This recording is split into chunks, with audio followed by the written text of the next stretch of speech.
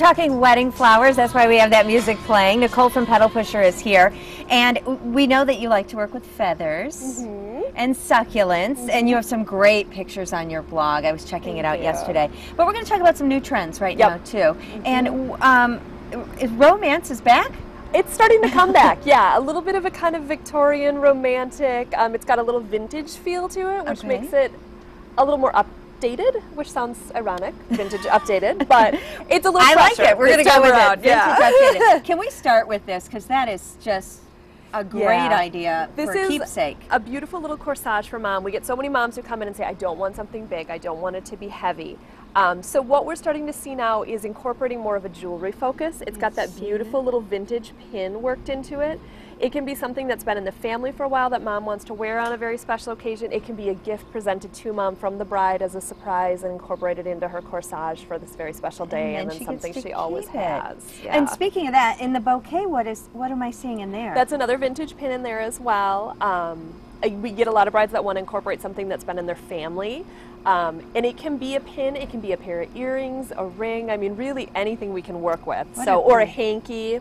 Oh, and look at how this has the succulents in it, which as you mentioned, I love. Oh, right there, you see right there? Yep, and then it's got rose hips, which gives it a little bit more of an earthy feel. In Victorian times, they were really interested in the natural world, so you want things that don't feel too perfect. It's got to feel a little more natural. And then we've got the rosebuds tied into that beautiful pleated ribbon, which was also a really popular look of that time. So is this what's smelling so good right now, too? The English garden roses in there will do it every time. Okay, and these are little terrariums, also a really popular look in Victorian times. A little spin on it in that they're not truly planted, they're done with fresh flowers. Simple to put together and doesn't take a lot of materials, but the containers make them so elegant for centerpieces or to mark special occasions. Well, I would hope that would be a wedding where the guests get to take one home. Okay, now this I love. I love birch bark, and you've incorporated it so elegantly. Yeah, this is kind of the opposite sort of feel of that. A little bit more rustic, a little more natural, incorporating the birch bark, and playing off that really popular gray and yellow color scheme that we are seeing so much of. In this one, the bouquet, we've actually used birch bark as the wrap, which is a really fun way to incorporate it, and it's held with pearl pins that just reminds you it's a bridal bouquet. And this is simple, but so simple. Such a nice statement. Yep, just the birch bark, and then we added the band of yellow ribbon to keep that yellow coming through and wrapped it with a little twine. How did you do this? Those are actual containers. So many companies now are making birch bark containers and pots and things. So we've just added a few fresh flowers.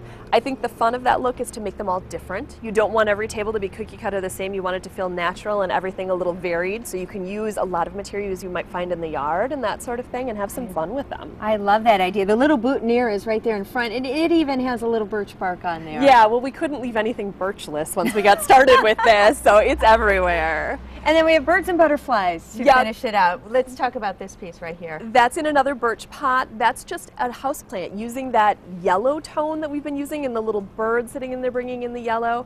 Again, a great thing guests can take home at the end, really feels natural and environmentally friendly, of course. And this, you just go in the backyard and clip some branches and add some birch, butterflies. Of course. Birch, right. And then we added some butterflies, a great look to bring in a little height on some of the tables, and again, so simple to put together. When do people start planning their weddings?